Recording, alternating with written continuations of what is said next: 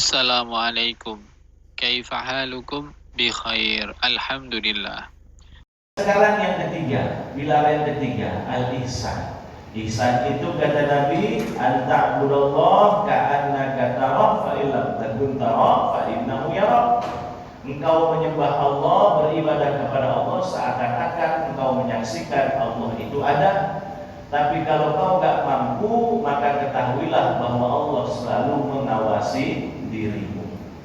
Ya, ini ada dua. Kalau kita beribadah kepada Allah itu seakan-akan kita menyaksikan Allah ada, namanya musyahadah. Ya, ini penyaksian, kita beribadah seakan-akan kita menyaksikan bahwa Allah ada di hadapan kita. Tapi kalau kita nggak bisa seperti itu, maka yakinlah bahwa Allah mengawasi kita. Itu namanya muraqabah. Ya, ada musyahadah, ada muraqabah. Ya. Nah inilah pada abad kedua Hijriah, ya, itu ada ulama, sebagian ulama yang konsentrasi juga mendalami ilmu ini, maka kemudian ilmu ini dijadikan satu konsep, ya, satu fan, namanya ilmu tasawuf. Tasawuf nggak ada zaman Nabi Musa, nggak ada secara istilah, nggak ada. Fikih pun nggak ada secara istilah. Tauhid pun nggak ada, Pak. Wujud qidam baqa mukhalafatu lil hawadisi qiyamu binafsihi wadaniya qudrah irada. Itu nggak ada zaman Rasulullah. Istilahnya baru ada abad kedua, tapi secara pengamalan itu ada semua. Ini biar Bapak Ibu paham sedikitnya, karena ada sebagian kita di media itu yang menyatakan, sebagian para ustadz itu, bahwa tasawuf itu nggak ada zaman Nabi. Ya. Padahal kalau kita lihat sejarahnya, ya, tadi seperti itu kita bisa paham, oh ternyata tasawuf itu pengamalan di zaman Rasulullah. Ya. Kemudian baru ada istilah-istilahnya di abad kedua Hijriah. Nah kemudian banyak ulama yang konsen di dalam itu.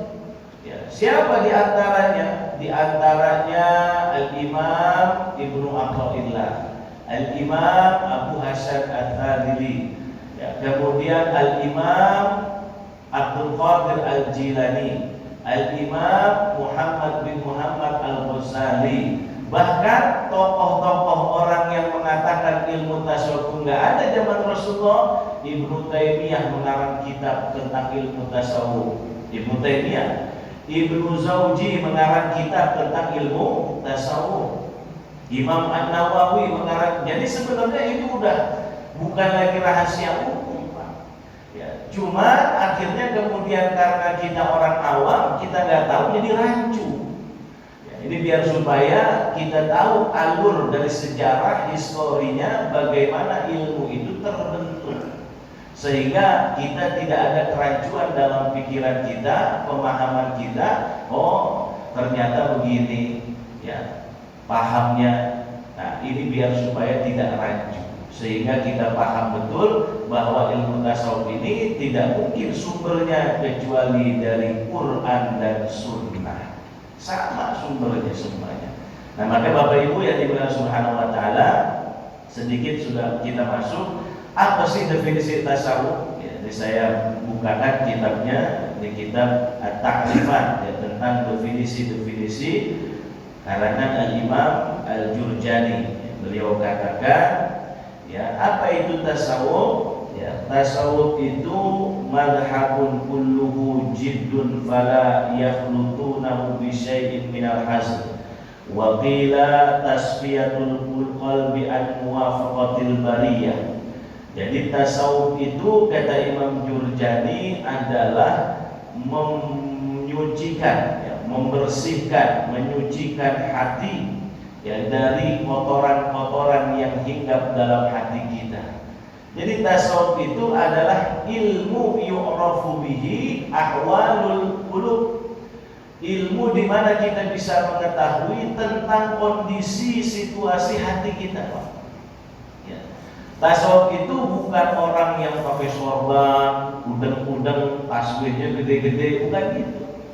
Ya.